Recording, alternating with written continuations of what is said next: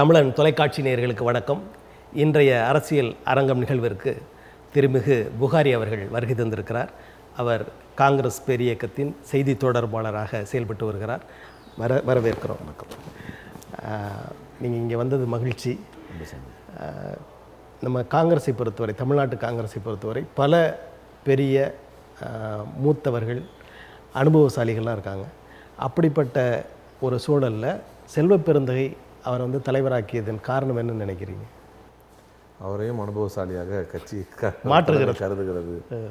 ரெண்டாவது, இந்த உதாரணம் சொல்ல தேவையில்லை, இருந்தாலும் இந்த தேசத்தை ஆண்டு கொண்டிருப்பதனால் பாரதிய ஜனதா கட்சியில் அடிப்படையில் எந்த தகுதியுமே இல்லாத ஒருத்தர் மாநில தலைவராக இருக்கும் பொழுது, அதாவது பப்ளிக் தொடர்போடையும் அரசியல் அனுபவத்தோடும் சொல்கிறேன், அப்படி இருக்கும் பொழுது தலைவர் செல்வ பெருந்தகை அவர்களுடைய அரசியல் அனுபவம் என்பது பெரிது. வயதோடு ஒப்பிட்டு பார்க்கக்கூடாது. தொடர்ந்து ஒரே கட்சியில் காங்கிரஸ் பேரியக்கத்திலே இருந்தவர்கள் நிறைய பேர் இருக்காங்க. இவர் இன்னொரு கட்சியிலிருந்து வந்தவர் என்ற ஒரு இது இருக்கு. அது குவாலிஃபிகேஷன் தானே. பல்வேறு கட்சிகளில் பயணித்திருந்தாலும் இந்த கட்சி தான் இந்த தேசத்தை காப்பாற்றும் என்று உணர்ந்து வருவது என்பது வேறு. திரும்ப நான் அந்த பழைய கம்பேரிசனுக்கு போகிறேன். இது வரைக்கும் பொது வாழ்க்கை அனுபவமே இல்லாத ஒருத்தரை திடீர்னு கூட்டு வந்து பாஜகலாம் ஆக்குறாங்க. ஏன் அதை உதாரணமாக காட்டுறோன்னா, அவங்க they are ruling the nation. அவங்க தேசத்தை ஆண்டு கொண்டு இருக்கிறார்கள்.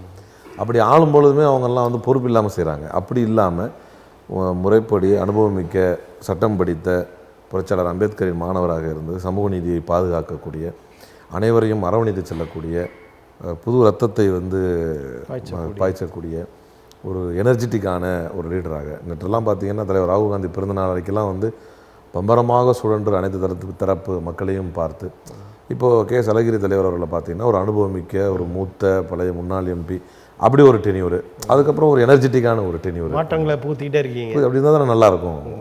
இப்போ தலைவர்கள் மத்தியில், அதாவது நிறைய தலைவர்கள் இருப்பாங்கன்னு சொல்லுவாங்க காங்கிரஸில், இந்த தலைவர்கள்லாம் செல்வ பெருந்தகை அவர்களை ஏற்றுக்கொள்கிறார்களா? நிச்சயமாக 100%. அது எப்படி, அது இந்த கேள்வியே நான் என்னவா பார்க்குறேன் அப்படின்னா, கருத்து வேறுபாடுகள் இருக்கும். அது இல்லைன்னு மறுத்தா நான் மூட்டாளாகிடுவேன். கருத்து வேறுபாடுகள் எங்கே இருக்காது. ஆனால் தலைவர் என்ற ஆமாம், உடனே கட்சி தலைமை அறிவித்து விட்டால் எல்லோரும் தான், ஒருவர் விடாமல் எல்லோரும் ஏற்றுக்கொள்வார்கள். அப்படி அவங்க ஏற்றுக்கலன்னா அவங்க முதல்ல கட்சியில் இருக்க முடியுமா? ஒரு வாதத்துக்கு சொல்கிறேன், கட்சியுடைய கட்டுப்பாட்டை ஏற்றுக்கொள்ளாதவர்கள் எப்படி கட்சியில் இருக்க முடியும் என்று எல்லோரும் ஏற்றுக்கொள்வார்கள். ஒரு சிலருடைய செயல்பாடுகள் ஒரு சில பேருக்கு பிடிக்காமல் இருக்கலாம், ஒரு சில விஷயங்கள் மாற்று கருத்து இருக்கலாம். அதுக்காக என்றைக்காவது நீங்கள் காங்கிரஸ் கட்சி தமிழிசையும் அண்ணாமலையும் அடிச்சுக்கிற மாதிரிலாம் நம்ம டெய்ஸியும் சூர்யாவும் அடிச்சுக்கிற மாதிரி இங்கே அடிச்சுக்கிட்டு பார்த்துருக்கீங்களா? இல்லை. மீண்டும் உதாரணத்தை சூர்யாவை அங்கேருந்து விலக்கி வச்சுட்டாங்களா? அது சும்மா கல்யாணராமனை நீக்கிறதுக்காக ஒரு கந்துடைப்பு. அது பிஜேபி கதை. எதுக்கு சொல்கிறேன்னா, ஒரு கட்சின்னா அவன் இதுதான் இப்படி தானே இருக்கும் அப்படின்னு நான் சொல்லுவேன். மாற்று கருத்து இருக்கும். இன்னொன்று Congress pioneer and ambassador for unity in diversity. வேற்றுமையில் ஒற்றுமை பார்ப்பதற்கான ஒரு முன்னோடி தான் காங்கிரஸ். வேற்றுமை கண்டிப்பாக இருக்கும், உறுதியாக இருக்கும். அதை மறுத்து சும்மானா ஒரு முலாம் பூசி நரேந்திர மோடி சொல்கிறது மாதிரி இந்த மண்ணில் ஏழ்மையே இல்லை. இந்திய அரசியலமைப்பு சட்டத்தை சரியாக நடத்துகிற ஒரு அமைப்பு காங்கிரஸ் அப்படின்னு சொல்ல வரீங்க? இந்திய அரசமைப்பு சட்டத்தை உருவாவதற்கு காரணமாக இருந்தது காங்கிரஸ் என்று நான் சொல்லவில்லை. புரட்சியாளர் அம்பேத்கர் அவர்கள், if it was not Congress, அவருடைய வார்த்தை, புரட்சியாளர் அம்பேத்கர் அவருடைய வார்த்தை, காங்கிரஸ் இல்லை என்று சொன்னால் என்னால் இந்த கான்ஸ்டியூஷனை ஏற்றிருக்க முடியாது என்று சொன்னார். அங்கிருந்து ஆரம்பித்து இன்று வரை தன்னுடைய கைகளிலே கான்ஸ்டியூஷனை ஏந்தி பாதுகாத்து வரக்கூடிய எங்கள் தலைவர் நவீன மகாத்மா காந்தி, ராகுல் காந்தி அவர்கள் வரைக்கும் கான்ஸ்டியூஷனே எங்களால் தான் நிலை பெற்று இருக்கிறது. நாங்கள் தான் ஒவ்வொரு காலகட்டத்திலும் இதை உயர்த்தி பிடித்திருக்கிறோம். இதற்கு ஆபத்து வரும்போதெல்லாம், ஏன்னா இதை ஸ்க்ராட்ச் பண்ண நினச்சவங்க யாருன்னு வரலாற்றுக்கு தெரியும். 4 நாளில் கான்ஸ்டியூஷன் கிராஃப்ட் பண்ணி 4 நாளில் தங்களுடைய ஆர்கனைசர் பத்திரிகையில் there is no Indian in this constitution, இந்த கான்ஸ்டியூஷனில் இந்திய தன்மை எதுவுமே இல்லை, there is no Manuvadi values in this constitution, இதில் எந்த மனுவாத கொள்கைகள் எதுவுமே இதில் இல்லை என்று தங்களுடைய ஆர்கனைசர் பத்திரிகையில் எழுதி வன்மத்தை கொட்டியவர்கள் தான் ஆர்எஸ்எஸும் பாஜகவினரும். இந்த தேசிய கொடியை ஏற்க மாட்டேன், மூவர்ண கொடியை ஏற்க முடியாது, மாறாக காவி கொடி இருக்க வேண்டும், கான்ஸ்டியூஷனை ஏற்க முடியாது, மாறாக மனு தர்மம் இருக்க வேண்டும் என்று பேசியவர்கள் தான் இவர்கள் எல்லோரும். பின்னால் அழுத்தத்திற்காகவும் தாங்கள் போட்டுக்கொண்ட பொய் வேஷமான கபட நாடகமான தேசப்பற்று என்கின்ற அந்த நாடகத்தை நிரூபிப்பதற்காக 50 ஆண்டுகள் கழித்து தங்களுடைய அரசு அலுவலகத்திலே சும்மானா தேசிய கொடியை ஏற்றி வைத்திருக்கக்கூடியவர்கள் தான் இவர்களே தவிர அது யூனிட்டி இன் டைவர்சிட்டி ஆனாலும், தேசிய கொடி ஆனாலும், கான்ஸ்டியூஷன் ஆனாலும், அன்று முதல் இன்று வரை அதை பாதுகாக்கும் பணியில், ஆட்சியில் இருந்தாலும் எதிர்க்கட்சியில் இருந்தாலும் அதை பாதுகாக்கும் பணியை நேற்றும் வந்து தலைவர் ராகுல் காந்தி இந்த நீட் முறைகேடுக்கு எதிராக பேசும்போது சொன்னார், இந்த தேசத்தை முறையான எதிர்க்கட்சியாக இருந்து நடத்தி செல்வோம்னு. அதுக்கெல்லாம் ஒரு பெரிய பொறுப்பு வேண்டும். அதை எடுத்து செல்லக்கூடிய ஒரு கட்சியாக காங்கிரஸ். நவீன மகாத்மா ராகுல் காந்தி இதை நீங்கள் சொல்கிறீங்க, ஆனால் வெகு சிலர் இதை ஏற்றுக்கொள்ளக்கூடிய மனநிலை தான் இருக்காங்க. ஆனால் பிரணாப் முகர்ஜி போன்றவர்களும் உங்கள் காங்கிரஸ் பேரியக்கத்திலே இருந்து கொண்டே இருக்கிறார்கள், ஆர்எஸ்எஸ் சிந்தனையோடு இருக்கிறவர்கள். இதை எப்படி களைய போகிறீர்கள்? அதாவது ரெண்டாக நான் பார்க்குறேன். உங்கள் கேள்விக்கு நானே 2 கேள்வி கொண்டு வந்துடுறேன். அதாவது மகாத்மா காந்தியையே மகாத்மா என்று ஏற்றுக்கொள்ளாதவர்களை கூட எங்களுடைய அமைச்சரவையில் இடம் கொடுத்தோம். அதான் புரட்சியாளர் அம்பேத்கர். அவர் பேர் சொல்லி தான் கூப்பிடுவார். இது ஒரு வகை. ஆனால் அதே நேரம் மனித குலத்துக்கே எதிரான சித்தாந்த கொள்கைகளை கொண்ட ஆர்எஸ்எஸ் போன்ற அமைப்பினுடைய சித்தாந்தத்தை வைத்திருப்பவர்களுக்கு என்ன நிலைப்பாடு என்று நான் ஏற்றுக்கொண்ட தலைவர் ராகுல் காந்தி அவர்கள் தெளிவாக பல இடங்களில் பிரகடனம். பிரணாப் முகர்ஜிக்கு அதெல்லாம் பழசு. அது வெளியே வந்ததற்கு பின்னால், இது போன்ற பேச்சுக்கள் வந்ததற்கு பின்னால், ஜோதிராதித்ய சிந்தியா கட்சியினுடைய உயர்மட்ட குழு காரிய கமிட்டி நடக்கும் பொழுது நம்மளும் சாஃப்ட் இந்துத்துவா எடுத்தா என்ன என்று பேசி பூட்டி அறைகளுக்குள் நடந்த ஒரு சம்பவம். அப்படி நடக்கும் பொழுது இதை வந்து கடைசியில் ஒரு எப்படி வேணால் நான் நடத்திட்டு போயிடுறேன் இந்த கட்சியை, ஆனால் இதனுடைய பேசிக் வேல்யூஸை விட்டு நான் ஒருபோதும் மாற்றிக்கொள்ள அனுமதிக்க மாட்டேன், அதை மீறி நடத்துவதற்கு ஆசை இருப்பவர்களுக்கு என் கதவு திறந்திருக்கிறது என்று சொன்னார். அப்படி வெளியேறியவர் தான் ஜோதிராதித்ய சிந்தியா. அதனால் மத்திய பிரதேசத்தில் நம்மளுக்கு ஆட்சி கவுண்டது, அவர் மத்திய அமைச்சர் ஆனார். இன்றைக்கும் வந்து ஒரு டைட் எனிமியாக வெளியே நிற்கிறாரு. We don't care. பர்டிகுலர்லி ராகுல் காந்தி டின் கேர்.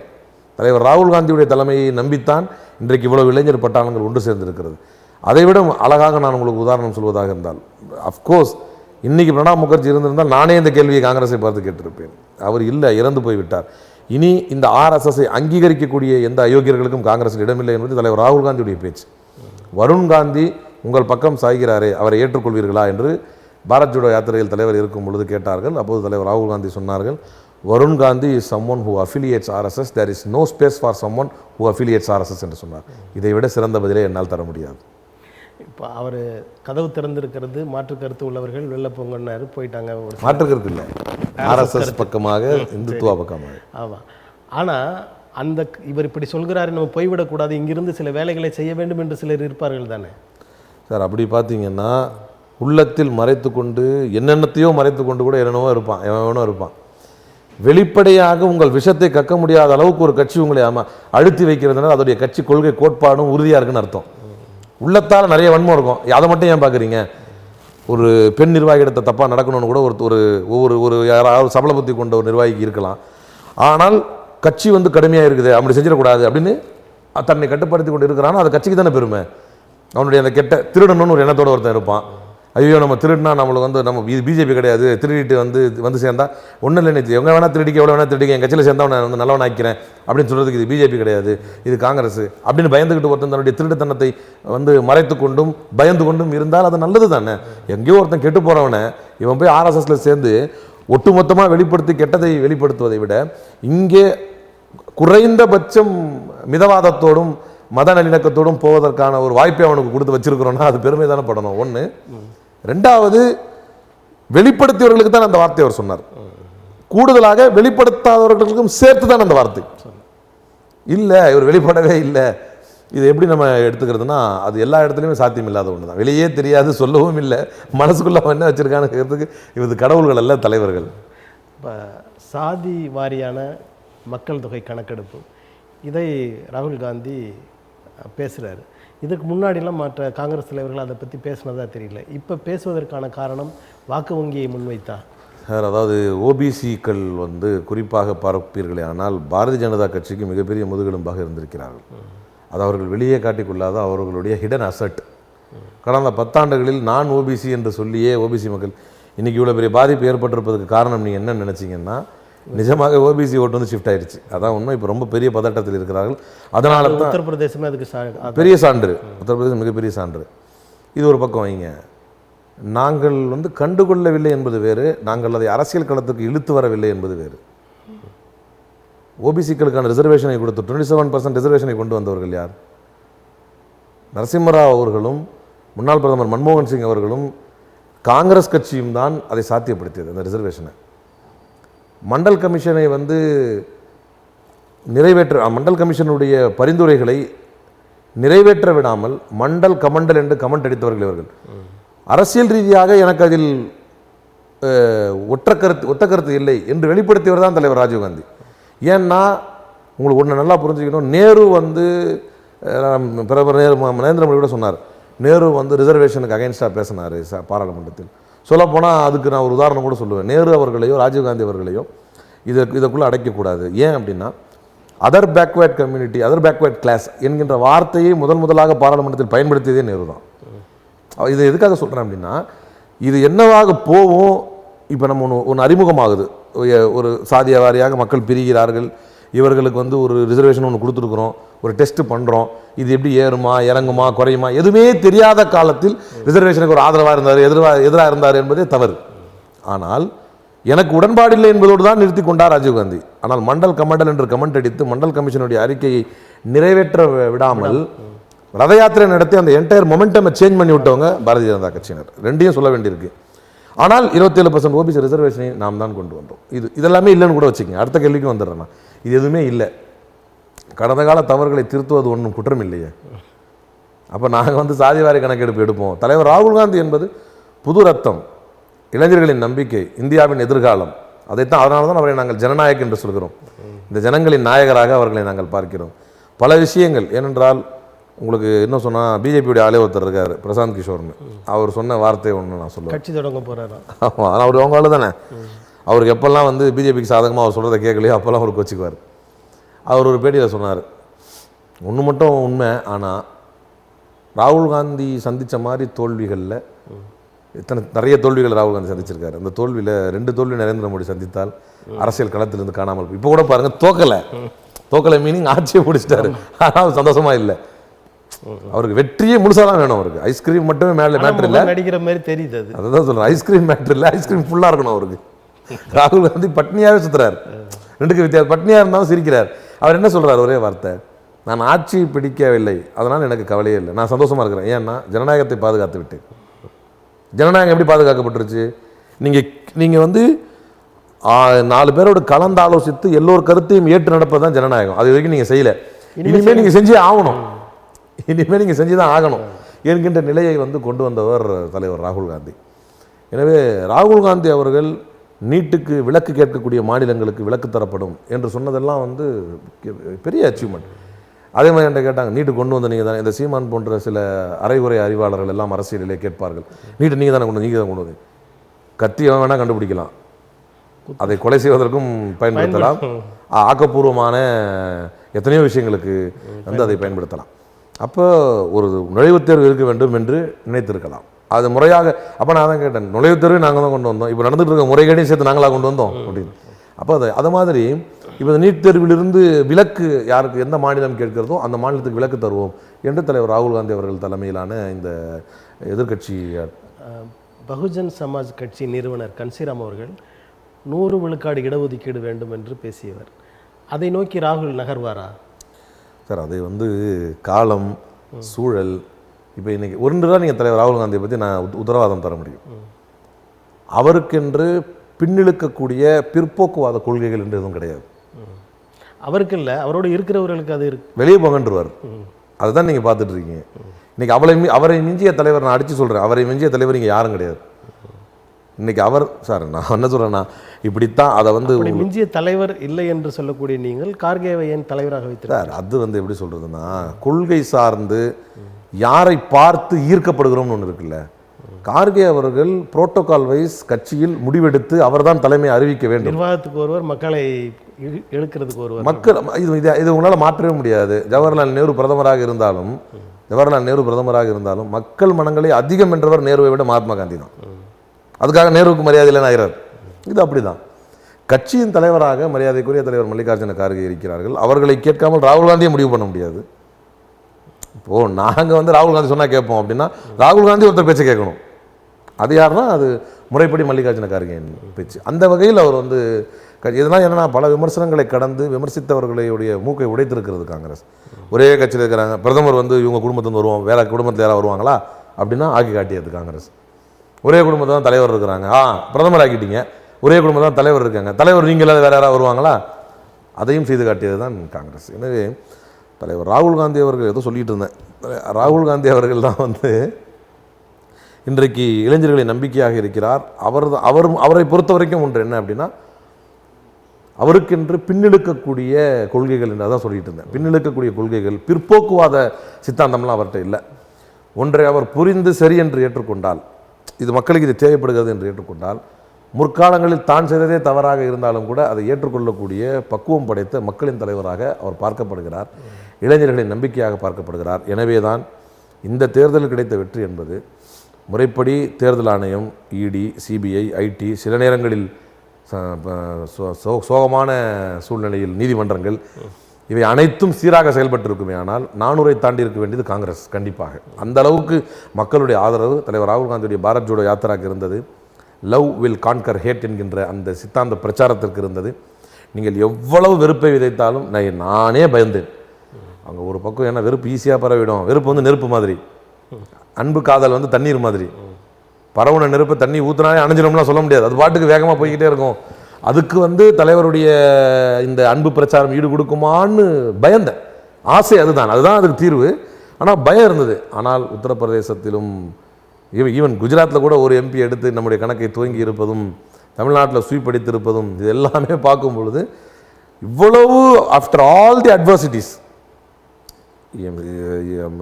தேர்தல் ஆணையம் வந்து கடைசி நேரத்தில் 2 புதிய தேர்தல் ஆணையர்களை நியமித்து, அதை நியமிக்கும் முறைமையை மாற்றி, அதில் வந்து அதிரந்தன் சௌத்ரி சொல்கிறாரு 12 பேர் கொண்ட லிஸ்ட்டை வந்து 10 நிமிஷத்துக்கு முன்னாடி கிட்ட தந்து கண் துடைப்புக்காக. ஏன்னா மொத்தமே 3 பேர் தானே இங்கே இருக்காங்க, பிரதமர், லா மினிஸ்டர், எதிர்கட்சி தலைவர், சீஃப் ஜஸ்டிஸ் இல்லை, தூக்கிட்டாங்க.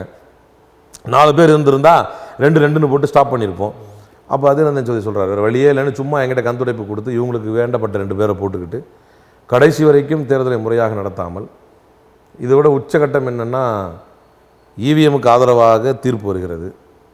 இது யாருக்குமே சாதகமான தீர்ப்பு கிடையாது. இவிஎம் அதாவது விவிபேட்டில் உள்ள அந்த ஸ்லிப்பை வந்து எல்லாருக்கும் கொடுக்கணும் அப்படிங்கிறது ஏடிஆருடைய வழக்கு. அப்போ அந்த வழக்கில் ஒரு கால் அவங்களுக்கு சாதகமாக தீர்ப்பு வந்துச்சு, அவங்க கொண்டாடலாம், ஏன்னா நாங்கள் வென்றுட்டோம், இவிஎம்னு தப்புன்னு ப்ரூவ் பண்ணிட்டோம். இல்லை இவிஎம் வந்து கரெக்டாக தான் இருக்குது, நீங்கள் இவிஎம் படியே போயிருங்க அப்படின்னு தீர்ப்பு தந்துட்டா இது வந்து வெற்றி தோல்வியே கிடையாது. ஏன்னா அது ஒரு அரசாங்கத்தினுடைய ஒரு மிஷினரிக்கு அசாதகமாக தரப்பட்ட தீர்ப்பு. அதை ஒரு எலெக்ஷன் கமிஷனே கொண்டாட முடியாது, உண்மை தானே. ஆனால் பிரதமர் கொண்டாடுகிறார் ராஜஸ்தான் பொதுக்கூட்டத்தில், பீகார் பொதுக்கூட்டத்தில், என்னுடைய நினைவு சரியாக இருந்தால். எதிரிகளுடைய சதித்திட்டம் எல்லாம் சுக்குநூறாகி விட்டதுங்கிறார். ஆச்சரியப்படுறேன் நான், என்ன எதிரியுடைய சதித்திட்டம்? ஒருவேளை பேலட்டில் வச்சா இவர் தோற்றுருவாரோ? இல்லை, என்ன சொல்ல வராரு? இடைப்பட்ட காலத்தில் எலான் மஸ்க் அவர் வந்து இவிஎம் பேசியிருக்காரு. அதை உடனே ராகுல் காந்தி கருப்பு பெட்டின்னு சொல்கிறாரு. இதை எப்படி பார்க்குறீங்க நீங்கள்? இல்லை, அது வந்து நான் எப்படி பார்க்குறேன்னு சொல்கிறேன் பாருங்களேன். ஜெர்மானிய உச்சநீதிமன்றம் இவிஎம்முக்கு எதிராக நடந்த வழக்கில் தீர்ப்பு. Germany, Switzerland, Ireland, America, UK, France, இவைகளெல்லாம் நமக்கு முன்னால் இவிஎம்ஐ பயன்படுத்திய நாடுகள். இவைகளில் ஜெர்மனிய உச்சநீதிமன்றம் சொன்ன வார்த்தையை சொன்னால் இப்போ நம்முடைய இந்த கான்வர்சேஷனில் இன்னும் கரெக்டாக இருக்கும். என்னென்னா, rather than maintaining efficiency in elections, transparency in election is much needed என்று சொன்னது ஜெர்மனிய உச்சநீதிமன்றம். இவிஎம்ல குறை இருக்கா இல்லையாங்கிறது அப்பாற்பட்டது. நான் பொதுமக்களுடைய பார்வைக்கு நம்ம பேசுகிறோம், எவ்வளோ பேர் பார்ப்பாங்க. நான் என்ன சொல்கிறேன்னா, ஆனால் வெளிப்படைத்தன்மை வேண்டும். இருக்காது, அதில் ஹேக் பண்ண முடியாது. இவர் மொபைல் ஃபோன் எடுத்துகிட்டு போனார், அதில் வந்துச்சு வராது. இப்போ அதை நான் வந்து ஒரு விவாதத்தில் இருக்கும்போது ஒருத்தர் சொன்னார், ஐயோ தீர்ப்பு அவ்வளோ சூப்பராக இருக்குது, அதனால தான் நாங்கள் வரவேற்கிறோம்னார். ஏங்க, அந்த தீர்ப்பில் ஒரு 10 புள்ளிகளை வந்து நீதிமன்றம் வந்து மேற்கோள் காட்டியது. அதில் வந்து ஒரு பாயிண்ட் சொல்கிறாரு, நீதிபதி சொல்கிறாங்க, EVM has effectively countered booth capturing அப்படின்னு இருக்குது. இதை இருக்கிறீங்களா அப்படின்னு. ஆமாம் அப்படி தானே அப்படின்னாரு. அப்போ ஏன் வெஸ்ட் பெங்கால் அமித் மால்வி எப்போ பார்த்தாலும் கதறிக்கிட்டே இருக்காரு, மம்தா பானர்ஜி பூத் கேப்சரிங் பண்ணிட்டாங்க, மம்தா பானர்ஜி பூத் கேப்சரிங் பண்ணிட்டாங்க. கிடையாது. அப்போது நீங்கள் என்னென்னலாம் காரணம் சொல்லி இதையெல்லாம் இவிஎம் ரீப்ளேஸ் பண்ணிருச்சு, இல்லை எஃபெக்டிவாக தேர்தல் நடத்தலாம், அப்புறத்துக்கு 2 மாதமாக நடத்துறீங்க தேர்தலை, இல்லை இவிஎம் வந்துருச்சு ஒரே நாளில் தேர்தல் நடத்தி கொண்டாலும் பரவாயில்ல, 2 மாதமாக தேர்தல் நடத்தி அதுவும் 2 நாள் கழிச்சு அதில் இடையில ஒரு நாள் வந்து எக்ஸிட் போல் ரிசல்ட்டை சொல்லி அங்கே ஒரு முறைகேடு. அப்போது இதெல்லாம் மக்கள் பார்க்கிறார்கள். நான் என்ன சொல்ல வரேன்னா, தலைவர் ராகுல் காந்தி, எலான் மஸ்க் எல்லாரையும் விட்டுருவோம். எப்போது சந்தேகம் வந்து விட்டதோ, உங்களுக்கு உங்கள் மேலே நம்பிக்கை இருக்குல்ல, நீங்கள் நியாயமாக ஜெயிக்கிற ஆள் தானே, என்ன பெரியதா நீ எடுப்பா பேலட் மிஷின் எடு போட்டு பார்ப்போம் சொல்ல வேண்டியது தானே. இவிஎம் ஆதரவாக தீர்ப்பு வந்தால் நீங்கள் ஏன் கொண்டாடுறீங்க அதை? அப்போ இந்த அனைத்து நம்மை விட 199% இவிஎம்ல குறைபாடுகள் இருந்து கொண்டே தானே இருக்கிறது. குறைபாடு கொண்டு வர முடியும். ரெண்டுக்கு வித்தியாசம் இருக்கு. இருக்கிறதா என்று நிரூபிக்க நான் எப்பவுமே என் கண்ணால் பார்த்து நிரூபித்த விஷயங்கள் தான் நான் பேசுவேன், அல்லது வரலாற்று பூர்வமாக படித்து நிரூபிக்கப்பட்ட விஷயங்களை நான் பேசுவேன். அறிவியலானது நான் அறிவியலாளர் கிடையாது, ஆனால் பண்ண முடியும் என்பது சந்தேகம் கிளம்பினாலே அங்கே முடியும். பட் பேலட்டுங்கிறது உங்களுக்கு அதிகபட்சமாக பிசிக்கல் ஃபோர்ஸை பயன்படுத்தி பண்ணால் மட்டும்தான் முடியும். அந்த இடத்துல உங்களுக்கு மணிப்பூருக்கு ரீஎலெக்ஷன் கேட்குற மாதிரி கேட்டு போயிடலாம், வெஸ்ட் பெங்கால் சில இடங்களுக்கு ரீஎலெக்ஷன் கேட்குற மாதிரி கேட்குற போயிடலாம், அல்லது அந்த முறைகேடுகள் வாக்குச்சாவடிகளே ரீஎலெக்ஷன் வச்சுக்கலாம். அது ஒன்று. ரெண்டாவது வந்து அந்த முறைகேடுகள் வந்து கண்ணுக்கு தெரியும், மக்கள் பார்வைக்கு போகும், விவாத பொருளாகவும் தெரிய வரும். இது நீங்கள் பாட்டு தூங்கிட்டே இருப்பீங்க, திடீர்னு ஸ்ட்ராங் ரூமில் வந்து லைட்டு கரண்ட் ஆஃப் ஆயிடும். இல்லை பாருங்கள், இவிஎம்ல வந்து நீங்கள் ஃபார்ம் 17C உடைய வழக்கை உற்று கவனித்தால் அது தெரியும். இந்த தீர்ப்பு பார்த்தாலும் நிறைய விஷயங்கள் நான் அந்த தீர்ப்பை விமர்சித்து தீர்ப்பை விமர்சித்து ரொம்ப நேரம் பேசியிருக்கேன் இவிஎம் பற்றி. ஃபார்ம் 17C சம்மந்தமாக வந்த வழக்கு நீங்கள் பார்த்தீங்கன்னா உச்சநீதிமன்றத்தில் சுவாரஸ்யமான விவாதங்கள் நடந்தது. ஏடிஆர், மஹுவா மைத்ரா அவங்களுடைய வழக்கறிஞர்கள், அபிஷேக் மனு சிங்வி, இவங்க எல்லாரும் பேசும்போது ஃபார்ம் 17C வந்து ஏ, ஃபார்ம் 17C பி வேட்பாளருடைய பூத் ஏஜென்ட்ஸுக்கு ஒவ்வொரு பூத்தில் உள்ள எவ்வளோ போட்டு ஓட்டர் கவுண்ட் பதிவாயிருக்கு அப்படின்னு ஸ்ட்ராங் ரூமில் ஒரிஜினல் வச்சுருவாங்க. அதனுடைய ஜெராக்ஸ், அதனுடைய காப்பி எடுத்து ஒவ்வொரு பூத் ஏஜென்ட்டுக்கும் கொடுத்துருவாங்க. அப்படின்னா ரொம்ப சிம்பிள். அவங்களுடைய வழக்கு என்னென்னா, நீங்கள் ஸ்ட்ராங் ரூமில் வைக்கிறீங்கல்ல ஒரிஜினலு, அதோடைய ஒரிஜினலை ஸ்கேன் பண்ணி வெப்சைட்டில் போட்டுருங்க. 19ஆம் தேதி தேர்தல் வச்சு 30ஆம் தேதிக்கு ஓட்டர் கவுண்ட்டை வெளியிடுறீங்க. 11 நாள் கழிச்சு ஃபஸ்ட்டு ஃபேஸ் தேர்தல் நடந்து 11 நாள் கழித்து முடிவு வருகிறது. ஃபஸ்ட்டு ஃபேஸில் நீங்கள் கொடுத்துருக்கிற ஃபார்ம் 17Cயில் 60% இருக்குது, நீங்கள் வெப்சைட்டில் வெளியிடுறதுல 66% இருக்குது. எங்கே இருக்குது மலைக்கு மடுக்கும் வித்தியாசம்? இது ஒரு வாதம். இது கேட்கும்போது நம்மளுக்கு ஆச்சரியமாக இருக்குது. 6% என்பது ஆட்சியை மாற்றிடும். 6% அது உடனே தெரிவிக்க வேண்டிய வேலை தானே. நீ என்ன சிம்பிளாக ஸ்கேன் பண்ணி போட்டுருங்கன்றாங்க. அதை வந்து அப்போ வந்து எலெக்ஷன் கமிஷன் கொடுத்த ரிப்ளை தான் நீங்கள் பார்க்கணும். இப்படிலாம் பேசிக்கிட்டே இருந்தால் தேர்தல் முறை மேலே மக்களுக்கு நம்பிக்கை கம்மியாயிரும், யாரும் ஓட்டு போட வர மாட்டாங்கன்றாங்க. இதுவா பதில் இப்படியே சொல்லிச்சு தேர்தல் ஆணையம். இப்படி பேசுனா யாரும் ஓட்டு போட வர மாட்டாங்க, நீங்கள் அதை வெளியிடுங்களேன் அப்படின்னு சொன்னால், அதுக்கப்புறம் அப்படியே விவாதங்கள் போய் தேர்தல் ஆணையம் சொல்லிச்சு, இந்த ஒரிஜினல் எடுத்து நம்ம வெப்சைட்டில் வெளியிட்டா அதை ஜெராக்ஸ் எடுத்து டேம்பர் பண்ணி மாற்றி கன்ஃபியூஸ் பண்ணிவிடுவாங்க. நான் என்ன கேட்குறேன், அப்படி பார்த்தா நீங்கள் ஒவ்வொரு பூத் ஏஜென்ட் கையில் கொடுக்குறது இருக்குது, அவன் எந்த பூத் ஏஜென்ட்டுங்கிறத மறைச்சி எவ்வளோ பர்சன்டேஜ்னு படலாமே. அதை விட இன்னொரு கூத்த சொல்கிறேன் கேளுங்க. எலெக்ஷன் கமிஷனுடைய ரிப்ளை 6%லாம் இருக்காது, ஒரு 1.5% இருக்கும். என்ன இது கேலி கூத்தா நடந்துருக்கு, பெரிய குற்றம். பைக் காணாமல் இருக்காது, அநேகமாக சைக்கிள் தான் திருடி இருப்பேன்னு நினைக்கிறேன் அப்படிங்கிற மாதிரி இருக்குது. அப்போது அப்படி சொல்லிச்சா, இதோட ஹைலைட்லாம் லாஸ்ட்டாக வந்து சொல்கிறாங்க. எலெக்ஷன் கமிஷன் சொல்லுது, நீதிபதிகளே கேட்குறாங்க, அப்பா அவ்வளோவுக்குலாம் மேன் பவர் இல்லைப்பா கவர்மெண்ட் கிட்ட. என்னென்னா ஏற்கனவே 5 ஃபேஸ் நடந்துருச்சு. அப்போ இந்த ஏடிஆருடைய அன்றைக்கி ஹியரிங் வரும்போது அந்த ஃபார்ம் 17C இது 6வது ஃபேஸ் நெருங்க போகுது. இப்போ வந்து 5 ஃபேஸுக்கெலாம் திரும்ப முடிஞ்சதெல்லாம் கொண்டு வந்து பண்ணி 6-7க்கெலாம் பண்ணுறதுக்கெலாம் வந்து நம்மகிட்ட மேன் பவர் இல்லை.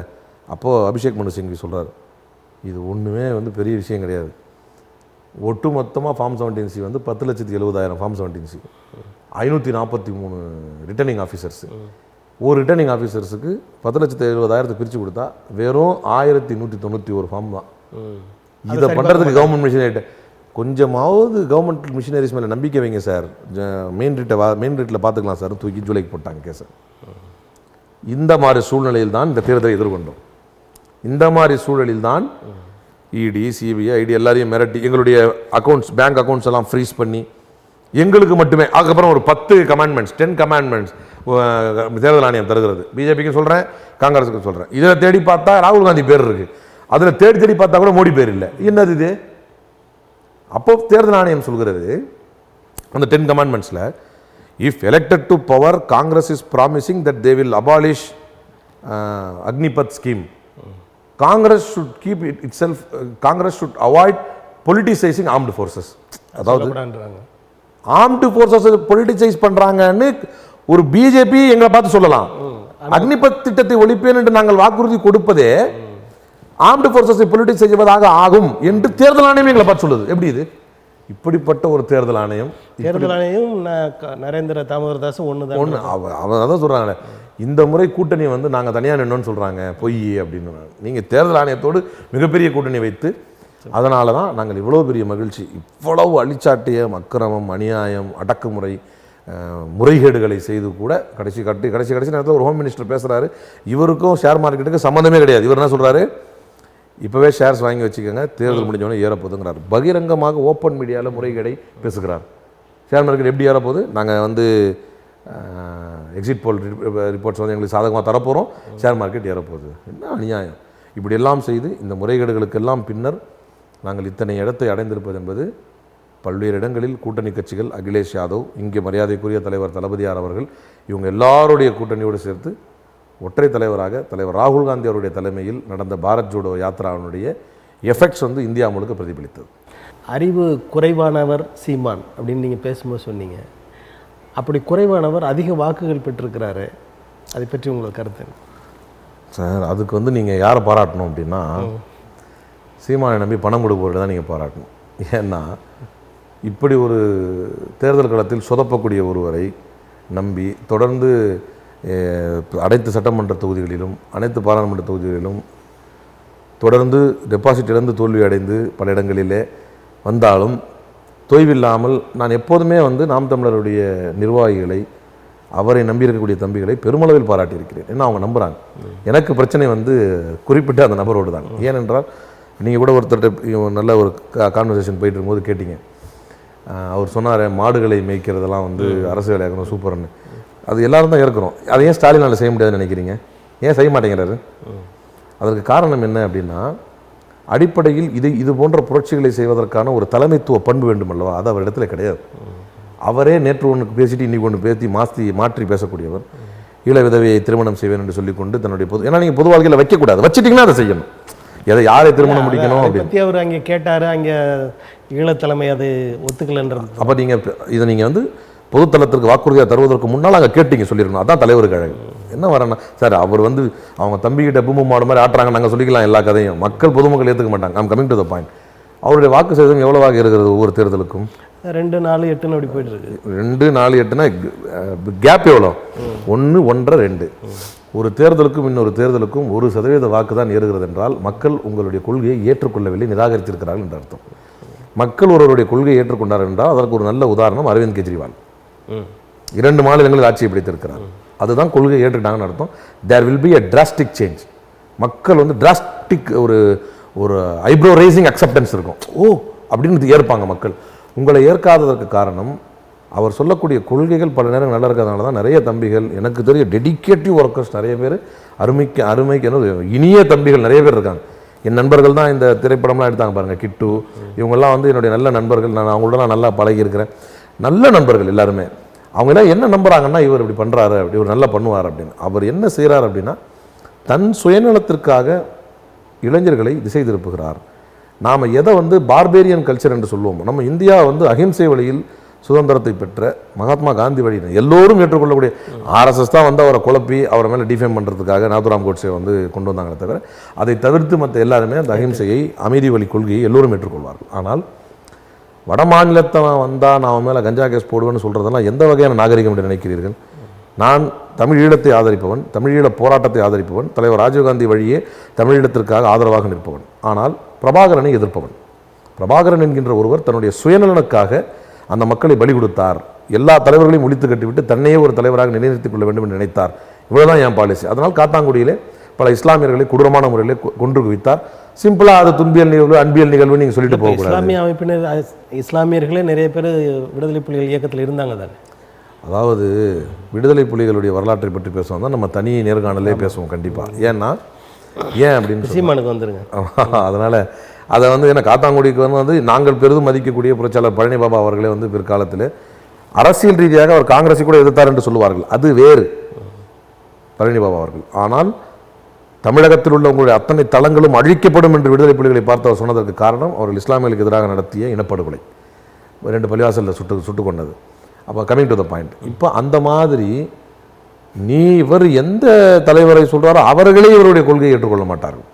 அந்த அளவிற்கு நாளொரு வண்ணம் பொழுதொரு மேனியாக மாற்றி பேசி இப்படித்தான். ஏன்னா அவங்க வந்து ஒரு மிலிட்ரி செட்டப்பில் மிலிட்டன் குரூப்பாக செயல்பட்டவர்கள். அவங்க கிட்ட போயிட்டு இவர் தினம் ஒன்றை வந்து மாற்றி பேசுவதை போல் அன்றைக்கி என்ன சொல்கிறாரு, வடநாட்டுக்காரனுங்கெல்லாம் வந்து நான் கஞ்சா கேஸ் பிடிச்சி வெளியே தள்ளுறேன். இது இல்லவே நம்ம வந்து எப்போ சார் 1000 தான் இருந்தாலும் அமெரிக்கா வந்து சிறப்பாக இருப்பதற்கு காரணம் அவங்ககிட்ட அக்செப்டன்ஸ் இருக்குது. இனவெறி இருக்கத்தான் செய்கிறது, ஆனால் அதை எப்படி அவங்க எதிர்க்கிறாங்க? அங்கேயும் கோயில் கட்ட அனுமதி கொடுக்குறாங்க, எல்லாம் பண்ணுறாங்க. அவங்ககிட்ட இன்க்ளூசிவ்னஸ் இருக்குது. எங்கே இன்க்ளூசிவ்னஸ் இருக்கோ அங்கே வந்து அவன் பாட்டு அடுத்தடுத்து போயிடுவாங்க. கான்சன்ட்ரேஷன் முழுக்க கல்வியிலும் வளர்ச்சியிலும் வேலை வாய்ப்பிலும் இருக்கணும். எத்தனை பேர் வராங்க எத்தனை பேர் போகிறாங்கன்றத செக் வை.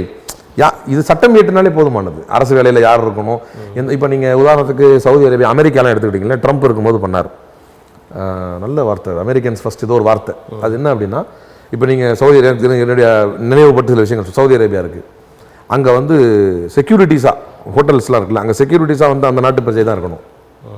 ஒரு குறிப்பிட்ட வேலையை அந்த நாட்டு பிரஜை தான் செய்யணும். இது சட்டம் ஏற்றினாலே போதுமானது. அதுக்கு ஏன் நீங்கள் நாகரிகமற்ற ஒரு சமுதாயத்தை உருவாக்க பார்க்குறீங்க? ஏன் நாங்கள் கஞ்சா வச்சு அதை நீங்கள் இதை வந்து நீங்கள் அவர்களுக்கு போதித்தால் நாளைக்கு ஒரு வடநாட்டவனை பார்க்கும்பொழுது அவனுக்கு என்ன தோணும்? அவன் என்னமோ அவன் மனுஷன் தானே, அவன் பொழைக்க தானே வந்திருக்கான். இங்கே பொழைக்க வந்தவங்கள பல திருட இருக்கான். ஏன் தமிழ்நாட்டிலேருந்து வெளியே பொழைக்க போனவன் திருடலையா? இது எல்லாருக்கும், அதாவது அடிப்படை பண்பியல் மாற்றம் ஏற்படும் பொழுது எல்லாரும் திருடன் ஆகிறான், கெட்டவன் ஆகிறான், ரேபிஸ்ட் ஆகிறான், எல்லாமே தான் பண்ணுறான். அப்புறம் அன்றைக்கி பேசினார், தருமபுரி பஸ் எரிப்பு வழக்கில் வந்து என் அப்பாவி தங்கைகளை கொண்டுட்டாங்க கொடூரமா அப்படின்னு பேசிட்டு கொஞ்ச நாள் அதிமுக நல்ல உடன்பாடு வந்த உடனே நிறைய துணிமணிலாம் டூருக்கு போயிட்டு எடுத்து வந்திருந்தாங்க. அது எடுக்கிறதுக்காக பாவம் பிள்ளைங்க உள்ளே போச்சு, கொளுத்துன்னு அவங்களுக்கு தெரியாது அவங்க உள்ளே இருக்காங்கன்னு மாற்றி பேசுகிறாரு. இப்போ தொடக்க காலங்களில் இவரோட கட்சி கூட்டங்களை அண்ணா திராவிட முன்னேற்ற கழகத்தினர் நிதி கொடுத்து இவர் கூட்டங்களை நடத்தினதா சொல்கிறாங்களா? அதெல்லாம் உண்மையாக? நான் என்ன சொல்கிறேன்னா, என்னுடைய கொள்கையை நான் சொல்லிடுறேன். செவி வழியாக கேள்விப்பட்டது, சொல்லிக் கொள்கிறார்களே, இதை நான் எப்போதுமே பேசினதில்லை. அது என்னுடைய அடிப்படை சித்தாந்தமாகவே நான் வச்சிருக்கிறேன். இப்போதும் ஒரு தனிப்பட்ட மனிதனாக, ஒரு அரசியல் களத்தில் நின்று போராடும் ஒரு தனி மனிதனாக அண்ணன் சீமானை நான் மரியாதையோடு அழைக்கிறேன், போற்றுகிறேன். ஆனால் நீங்கள் சொல்லக்கூடிய கொள்கை இளைஞர்களை வழிகெடுத்து விடும் என்று பயப்படுகிறேன். நமக்கு அந்த பண்பே கிடையாது. தமிழ்நாட்டில் நமக்கு அந்த கேரக்டர் கிடையாது. அதிமுக பணம் வாங்கினாரா, பிஜேபி, நிறைய பேர் சொல்லுவாங்க பிஜேபி, அதெல்லாம் நான் வந்து எப்படின்னா, எப்படி ஏற்கலை அப்படின்னா, அவர் என்னமோ பாஜக ஆட்சிக்கு வந்துடணும்னு நினைக்கிறாரு, அவங்ககிட்ட போட்டி வாங்கிட்டாரு, இப்படிலாம் நான் ஏற்கலை. நான் என்ன நினைக்கிறேன் அப்படின்னு, நான் என்ன சொல்லுவேன் அப்படின்னா, நீங்கள் வெறியை போதிக்கிறீர்கள். சாதி, இனம், மொழி, மதம், இந்த 4ல் ஒரு வெறி இருந்தால் போதும். பிஜேபிக்கு ஈஸிவே எந்த ஸ்டேட்ல இருக்க உள்ள வந்துடும். இல்லை, இந்த 4ல் ஏதாவது ஒரு வெறியை எந்த மாநிலத்தில் போதிக்கிறீங்களோ, மகாராஷ்டிராவில் மராத்தியர்களுக்கே அப்படின்னு ஆரம்பிச்சாங்க தாக்கரே குரூப். இப்போ உங்களுடைய முதலமைச்சர், கர்நாடக முதலமைச்சர், கன்னடம் படித்தே ஆக வேண்டும் சார், தமிழ் படித்தே ஆக வேண்டும் சொல்றது தப்பு இல்லை சார். ஐயோ, நான் கரெக்டு தானே அது. நான் சொல்றேன் என்னன்னா, வெளியில இருந்து வர்ற மாநிலத்துல இருந்து படிங்க. ஆமா, இதைத்தான் நான் செய்யுங்கன்னு சொல்றேன். அது வேற. நான் என்ன சொல்றேன்னா, நான் வரம்பாருங்களுக்கு உதாரணம், கர்நாடகாவுக்கு போறேன், பெங்களூர்ல நிக்கிறேன், ஒரு மாலில் ஏதோ ஒரு பொருள் கேட்குறேன், எனக்கு கன்னடம் தெரியாது, நான் தமிழில் தான் சொல்கிறேன், நீ கன்னடாவில் சொல்லுங்கிறான், நான் என்ன செய்வேன்? நல்ல வேலை ஒரு பக்கத்தில் கன்னடங்கார தெரிஞ்சு என்னமோ சொல்கிறான், புரியல, இல்லை உங்களுக்கு கன்னடாவே சொல்கிறான், அவன் நானே சொல்லிக்கிறேன் அப்படி சொல்கிறான். இது மாதிரி தானே, இது மாதிரி அங்கே ஆனதுனால தான் பிஜேபிக்கு ஈஸி கோகா அடிச்சது உள்ள. அந்த மொழி வெறி நம்ம தமிழர்களை அடித்து தமிழ் பொருட்களை எரிச்சான். என்றைக்குமே அநீதிக்கு அநீதி தீர்வாகாது. அதுதான் மகாத்மா காந்தி சொன்னார். நீங்கள் எங்கள் காலனி ஆதிக்கத்தில் அடக்குகிறீர்கள் என்றால் இரு பதிலுக்கு உங்களை காலனி ஆதிக்கத்துக்கு அடக்கிறேன் என்பது தீர்வாகாது. அப்படி சாத்தியமானது அது வேற விஷயம். ஒரு அகிம்சை வழியில் கொண்டு வந்தாரு அப்படின்னா, அகிம்சை என்று போகிற அளவு கூட வேணாம். நம்ம இன்னைக்கு சூப்பராக இருக்கும். இந்தியாவுக்கே முன்மாதிரி மாநிலம் தமிழகம்.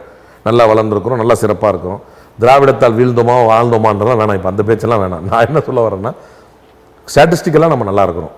இதை மேலும் மேம்படுத்துறதுக்கு எந்த திட்டம் இருக்குது சொல்லுங்கள்.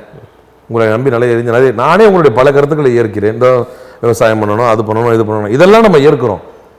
எங்க கேள்வி எழுது அப்படின்னா, இதையெல்லாம் நடைமுறைப்படுத்தத்தக்க ஒரு தலைவராக இவர் இருக்கிறாரா என்றால், நேற்று ஒரு பேச்சு, இன்னைக்கு ஒரு பேச்சு, நாளைக்கு ஒரு பேச்சு. ஒரு தலைவர் எப்படி இருக்க வேண்டும்? அப்படி தாண்டா செய்வேன், இஷ்டப்பட்டாருன்னா வெளியே போ, இது தலைவர் பேச்சு இல்லை. இது தலைவருடைய பேச்சு. பொது மேடைகள்லேயே அப்படி இந்த மாதிரி பேச, அதெல்லாம் ஒரு தலைவர் பேச்சே கிடையாது. ஆமா அப்படிதான் செய்வேன், செருப்பு எடுத்து காட்டுறது, இதெல்லாம் வந்து இளைஞர்கள் ரசிக்கலாம், ஆனால் உங்களை தலைவராக நாங்கள் ஏற்றுக்கொள்ள முடியாது. அதனால தான் இவர் அதற்கு தகுதி படைக்க மாட்டார். இவர் சொல்ற கொள்கைகளை கூட நடைமுறைப்படுத்துவதற்கு இவர் லாயக்கில்லாதவர். இதுதான் என்னுடைய குற்றச்சாட்டை தவிர ஒன்று. ரெண்டாவது, அது ஏன் எந்த மாதிரியான குற்றச்சாட்டுகள் என்றால், அவர்களை வெறியூட்டுவது, அவர்களை நம்ம பிறப்பிலே நம்ம ரத்தத்தில். அதாவது சார், நியூ இந்தியன் எக்ஸ்பிரஸனுடைய பத்திரிகை செய்தி அழகாக சொன்னது, PUW யூனிவர்சிட்டியினுடைய ஆய்வறிக்கை. அது 63% Hindus of Tamil Nadu are regularly temple going in weekly basis. இந்தியாவிலேயே மிக அதிகம் அதுதான், தமிழ்நாடு தான். நிறைய கோயில்கள் இருக்கக்கூடிய மாநிலம். 63% பேர் 100க்கு இந்துக்கள் தொடர்ந்து வாரம் ஒரு முறையாவது குறைந்தது கோயிலுக்கு செல்லக்கூடியவர்கள். But still they are okay with their Muslim neighbours என்று வேற்றுமையில் ஒற்றுமை கண்டு நல்லிணக்கமாக வாழக்கூடிய ஒரு மாநிலம். இந்தியாவில் கேரளா ஸ்டோரி எங்கே தான் ஹிட் ஆனாலும் இங்கே வந்து வழக்கில் நான் தான் அது வழக்கறிஞர், இங்கே அதுக்கு எதிராக வழக்கு போட்டு நான் தான் வாதிட்டேன். ஒரு கடைசியில் வந்து நான் 32,000 3 போட்டுக்கிறேன், ஃபிக்ஷனல் ஸ்டோரின்னு போட்டுக்கிறேன்லாம் சொல்லி படம் வெளியே வந்தது. மக்கள் ரசிக்கவில்லை. காரணம், மக்கள் மனதுக்கு எதிரான திரைப்படம் அது. அப்போ இந்த தமிழ்நாடு இவ்வளோ அழகாக இருக்குது, அதை கெடுத்து விடுவார் சீமான் என்று சொல்கிறேன். இளைஞர்கள் இவ்வளோ வேகமாக இருக்கிறார்கள், அவர் பின்னால் இருக்கவங்க நம்புறாங்க, மெஸ்ஸையா மாதிரி பார்க்குறாங்க, அவர் வந்து பெருசாக பண்ணுவார் அப்படின்னு. ஆனால் அந்த ஒன் டைம் மோட்டர்ஸ் தான். நீங்கள் சீமான் ஏன் வளரலான்னு இன்னொரு பாயிண்ட்டும் சொல்கிறேன். அந்த 1%, 1.5ங்கிறது இவர் வந்து ஒரு சக அரசியல் போட்டியாளர்களுக்கு நிகராக இவருடைய பர்சன்டேஜ் கூடும் பொழுது சீமான் தடியெடுத்து தான் நடப்பார். இது வந்து அரசியல் அங்கீகாரம் கிடையாது மக்கள், ஏன்னா அது ஏற்கலை. ஒன்று. ரெண்டாவது, ஒன் செட் ஆஃப் அக்செப்டன்ஸ் உங்களுக்கு வரும்போது அனதர் செட் ஆஃப் அக்செப்டன்ஸ் வர வரைக்கும் அது அக்யூமுலேட் ஆகணும். அனதர் செட் ஆஃப் அக்செப்டன்ஸ் வரும்போது ஒரு செட் ஆஃப் அக்செப்டன்ஸ் வெளியே போயிருது. கேளுங்க, லாஸ்ட் டைம் யாருக்கு போட்டீங்க? சீமானுக்கு போட்டேன், இந்த வாட்டி மாற்றி போடுவோம். இப்போ யாருக்கு போட போகிறேன்? ஃபர்ஸ்ட் டைம் மோட்டர்ஸ் சீமானுக்கு போட போகிறேன் அப்படின்வான். ஸோ சீமானுடைய டிஸ்கஷனில் என்ன அப்படின்னா, ஃபர்ஸ்ட் அரசியல்னா என்ன புரிதலே இல்லாத ஃபர்ஸ்ட் டைம் மோட்டர்ஸ் பெரும்பான்மை அது ஸ்டாட்டிஸ்டிக்கலாகவே ப்ரூவ் பண்ணது. அவரே சொல்கிறார், சின்ன பையன் உள்ளே போந்து ஓட்டு போட்டான் அப்படின்னு அவரே சொல்லுவார். இப்போ உங்களது தலைவர் நாடாளுமன்றத்தில் முழங்கினார், தமிழர்களை நீங்கள் ஒருபோதும் ஆள முடியாதுன்னு. ஆனால் பாரதிய ஜனதா கட்சியின் வாக்குகள் இங்கே அதிகரிக்கிறது என்னங்க காரணம்? ஆமாம், இதுவும் வந்து அண்ணன் சீமானை கேட்கும்போது இதுவும் நீங்கள் கேட்டுருணும், அப்போ தான் கரெக்டாக இருக்கும். அப்படின்னா சரி, இதற்கு முன்னாலே இதை விட நிறைய வாக்கு சதவீதத்தை தமிழ்நாட்டிலே பாஜக வாங்கி இருக்கிறது. ஒன்று. ரெண்டாவது, ஏதோ தனியாக நின்று வாங்கினது மாதிரி ஒரு பில்டப் கொடுக்குறாங்க. அதுவும் இல்லை, அவர்கள் கூட்டணியில் நின்று வாங்கியிருக்கிறார்கள். இதை கூட்டணி கட்சி தான் கேவலப்படுத்துறாங்க. நான் எந்த டிவி விவாதங்கள் இதை பற்றி முன்னெடுத்தாலும் கோயம்புத்தூரில் வாங்கியிருக்கோம். கோயம்புத்தூரில் என்ன பாமகவுடைய பிரசன்ஸ் இருக்கா? இது யாருக்கு அசிங்கம்னா பாமகவுக்கு தான் அசிங்கம். கோயம்புத்தூரில் என்ன தேமுதிகோட பிரசன்ஸ் இருக்கா? நாங்கள் வந்து தமிழிசை வாங்கியிருக்கிறாங்க. அங்கே என்ன பாமகோட பிரசன்ஸ் இருக்கு? அங்கே பாமக பிரசன்ஸ் இல்லாமல் அவங்க நின்றாங்க. அவங்க கேண்டிடேட் இங்கே நிற்கலையா? அந்த சாம்னு ஒருத்தர் நின்றார் கடந்த காலங்களில். அப்போ இதை சொல்ல வராங்க, இவங்க நின்றதே அதுக்கப்புறம் நாங்கள் அர்பனில் நிறைய ஓட்டு வாங்கியிருக்கோம். நீங்கள் தேர்ந்தெடுத்த தொகுதி எல்லாமே அர்பன் தான் பெரும்பாலும் என்ன. ஸோ இவ்வளவு பெரிய ஒரு 10 ஆண்டுகள் ஆட்சியில் இருந்து கொண்டு கிட்டத்தட்ட இந்த முறை நீங்கள் மோடியுடைய ஸ்ட்ராட்டஜியை கவனிச்சிங்கன்னா, வடநாட்டை அவர்கள் புறந்தள்ளி விட்டு முழுக்க தென் மாநிலங்களை கவனம் செலுத்தினார்கள். ஃபுல் கான்சென்ட்ரேட் பண்ணாங்க. தமிழ்நாட்டுக்கு நிறைய முறை கிட்டத்தட்ட 7-8 முறை என்னமோ ரோட் ஷோ பண்ணார் நினைக்கிறேன். அங்கே பல முறை வந்தார். அதே மாதிரி ஒடிசாவில் கவனம் செலுத்தினாங்க, ஆந்திராவில் கவனம் செலுத்தினாங்க, தெலுங்கானாவில் கவனம் செலுத்தினாங்க, கர்நாடகாவில் கவனம் செலுத்தினாங்க, தமிழ்நாட்டில் மிக அதிக கவனம் செலுத்தினார்கள். அதனால தான் ஒரு பொலிட்டிக்கலி இன்கேப்பபிள் ஒரு இன்எக்ஸ்பீரியன்ஸ் ஃபெலோ கிட்ட கொண்டு வந்து கட்சியை கொடுத்துட்டு எல்லா தலைவரும் அவன் பேச்ச கேளு, அவன் ஏதாவது ஒன்று பண்ணட்டும் அப்படிங்கிற அளவுக்கு வந்து பெரிய அளவில் இதை பூஸ்ட் பண்ணி தமிழ்நாடை ஃபுல் கான்சென்ட்ரேட் பண்ணி கொண்டு வந்து இருக்கக்கூடிய கேண்டிடேட்லாம் யாருன்னா, ஒரு முன்னாள் கவர்னர், ஒரு இந்நாள் ஒன்றிய அமைச்சர், ஒரு முன்னாள் ஐபிஎஸ் ஆஃபீஸர், ஒரு பெரிய மெடிக்கல் காலேஜ் ஓனர், தொடர்ந்து 3வது முறையாக அந்த இடத்துல நிற்கக்கூடியவர், அப்புறம் மிகப்பெரிய முன்னாள் மாநில அமைச்சர் நயனார் நாகேந்திரன், சிட்டிங் எம்எல்ஏ, இப்படி அவங்க போட்ட கேண்டிடேட் எல்லாம் பாத்தீங்கன்னா ஹெவி, நல்ல வெயிட். முன்னாள் முதலமைச்சர் கூட்டணியில, இன்னொருத்தர் வந்து கூட்டணியில முன்னாள் முதலமைச்சர், இப்படி எல்லாம் போட்டு கூட மனதன கவனிங்க. ஸோ உங்களுடைய முழு பலத்தை பயன்படுத்தி தேர்தல் ஆணையத்தை உங்கள் கையில் வைத்து 4 கோடி யார்கிட்ட வந்துச்சு, எதுக்காக வந்துச்சு, இன்னும் விசாரணை இருக்குல்ல, உங்க கேசவ விநாயகம் பணம் எடுத்துட்டு பண்ண சிபிசிஐடி விசாரணையில் இருக்குல்ல, முறைகேடு எங்கேருந்து வந்துச்சு, தமிழ்நாட்டில் பிரசன்ஸே இல்லாத ஒரு கட்சிக்கு இவ்வளவு பணம் எதுக்கு? அப்ப இதெல்லாம் பண்ணீங்க, இதைதான் ஒத்துக்கணும், உண்மை அதுதான். இவ்வளவு பண்ணு, நான் என்ன சொல்றேங்க, என்று வரை தமிழ்நாட்டில் வெறி ஒர்க் அவுட் ஆகலையோ அதுவரை பாஜக ஒர்க் அவுட் ஆகாது. என்ன வேணா நீ தலைகீழ நின்று தண்ணி குடிச்சாலும் சரி, இங்கே வெறி ஒர்க் அவுட் ஆகலை. ஸோ பாஜக ஒர்க் அவுட் ஆகாது, அவங்களுடைய ஓட் பர்சன்டேஜும் ஏறாது. அண்ணாமலை வாங்கினதை விட சிபி ராதாகிருஷ்ணன் சரிநிகராக வாங்கியிருக்கிறார் இதற்கு முன்னாலேயே.